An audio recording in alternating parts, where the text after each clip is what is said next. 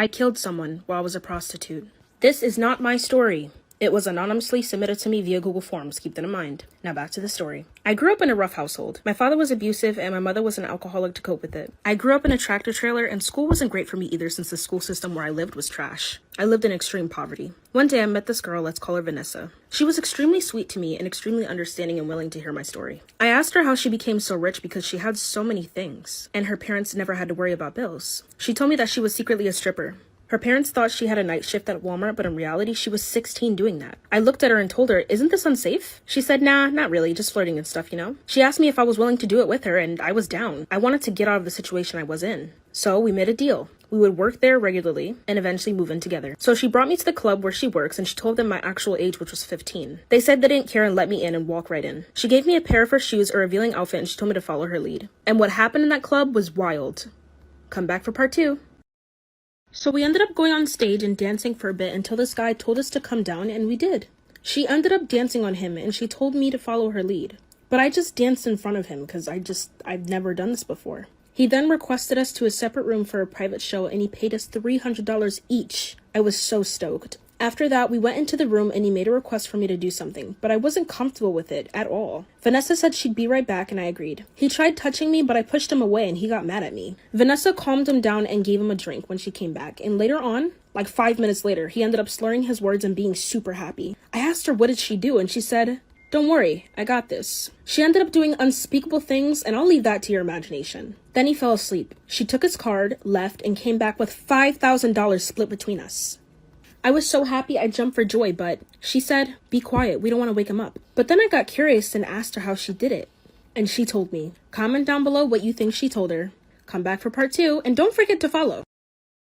She said she took it from his bank account. I asked her if he consented to this, and she said, "Probably not, but he won't be able to remember anything when he wakes up." She told me to make a run for it, and I did. Years later, we kept doing the same pattern. Drugging guys, taking their money without knowing, and ended up being fine. We had to switch clubs a couple of times because of this, because we didn't want to get caught. Eventually, we got our own luxury condo with 2 bedrooms, 2 baths, and a really nice big kitchen. So one day, Vanessa was actually at work, so I decided to do this on my own. I went with a private client and did the same exact thing. We ended up even having intercourse. But I drugged him too much and then he overdosed. I took his money, left, and panicked. I told Vanessa what happened and she did a spell that would never get me or her caught. I stopped living that life, used the money I had to go to college, and now I'm a doctor with 3 kids. And married.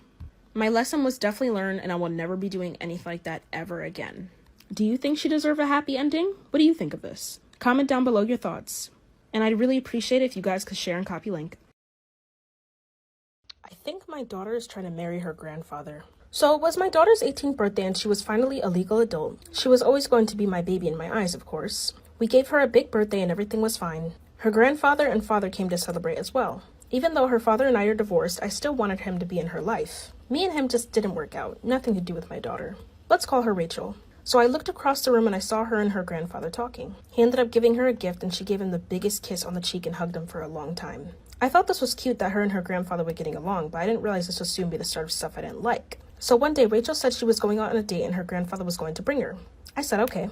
She went out into the car and left with him. When she got back home, her grandfather dropped her off again. I was kind of confused because I'd expect the date to drop her off, but I guess not. I asked her about it and she said she just likes spending time with her grandfather. One day, I overheard her talking on the phone with her girls about the guy she's seeing. She was saying how he got her the prettiest necklace, even for her birthday. I was confused because I didn't know her date would be at the party, but there was a lot of people there. Then I got a knock on the door and you will not believe who it was. So the next day, I got a knock on the door and it was her grandfather. Again. I asked what he was doing here and he said that she and him were going on a grandfather-granddaughter date. I said, again? He said, yeah, what's the problem? So she came downstairs looking really pretty and greeted him with a kiss on the cheek again. I was kind of weirded out by this, but I let it slide. Maybe I just wasn't as affectionate with him. So I waved them goodbye and saw them drive off. Hours later, I was wondering who this special guy was. So I went into her room and looked into her diary. I opened a couple of pages until I read one that was talking about the mystery guy. She claimed he had a Volkswagen, his favorite color was blue, he loved 60s music and was rich. I was confused because this sounded a lot like her father's dad. Before I could flip the next page, I heard a car pull up outside.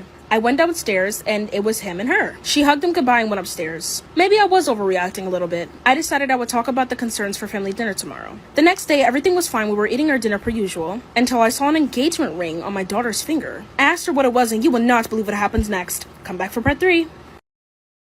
I decided I was going to talk about it at our family dinner. So the day of the dinner, we were all sitting and eating, and I said I wanted to talk. I looked at Rachel's hand and saw a ring. I asked her what that was there for, and she said she wanted to leave this for later, but she shouted, "I'm getting engaged!"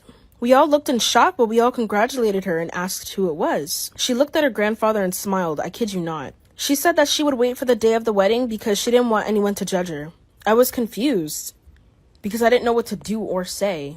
We all looked in shock, and there was just like a wave of silence for a good 1 minute. And then all I heard was shouting and screaming. They all found this outrageous and said we should be able to meet someone before you marry them in case they have bad vibes. She said she wanted to do it non-traditionally because she claimed she was going to marry him regardless. We finished the dinner, and I don't know if I'm bugging or overreacting, but I feel like she's trying to marry her grandfather, and I don't know how to address it. Is this right or wrong morally? They aren't by blood. Let me know in the comments down below. Follow for more story times. My fiance broke off our wedding because of his best friend. So I met this guy, let's call him Caleb. When I first laid eyes on him, he was instantly the love of my life. He was captain of the football team at our college, and I was the captain cheerleader. It was bound for us to date eventually. So he went up to me one day and asked me out, and his friends got hyped up. Surprisingly, we actually got along. He would take me out on dates twice a week, and we would text and communicate regularly. Rumors started flying around about him being gay at some point, but I quickly shut those down, as did he. We completely forgot it at some point. Then he got a best friend, let's call him Miles, and there were like 2 peas in a pod. They didn't act gay though, so I didn't suspect anything. We continued dating for 4 years. What happened in between this timeline was we actually got a pet dog together, and we ended up living together. Eventually, he proposed. I could finally have my dream wedding. He was a famous football player and I was a stay-at-home wife, so he made bank. We planned our wedding, but as we kept planning our wedding, his best friend Miles kept coming around. One day, I wanted to have an intimate moment with him and he just declined. And he never does this, and I suspected something was up. So I checked his phone and... come back for part 2. I was reading a conversation about how Caleb was a little scared and nervous and was asking if he was making the right decision. Miles said that he was, but it looks like there was some deleted text in their conversation. I called Caleb in and asked him what this was about, and he said he was concerned of why I was snooping in his phone. I told him this was my only way of knowing what was wrong, since I assumed that he couldn't tell me himself. Which I knew I was wrong for, but I would later on apologize. I just wanted to know what was wrong, and I definitely didn't want to waste any time. He claims that he just got the marriage jitters and thought my parents didn't like him and didn't want to put me through that, even though that made absolute zero sense. I told him my parents loved him. They can be a bit harsh and a little bit overprotective at times, but they most definitely do, and he said that he was reassured. I apologized for looking through his phone, and we continued to live life normally after that. 3 weeks later, we had the wedding. I was in the most beautiful dress, and the wedding was near a literal waterfall. It was beautiful. I walked up the aisle, we said our vows, and we asked if anyone objected. Then, his best friend Miles stood up. And what he said had everyone in shock. Come back for part 3.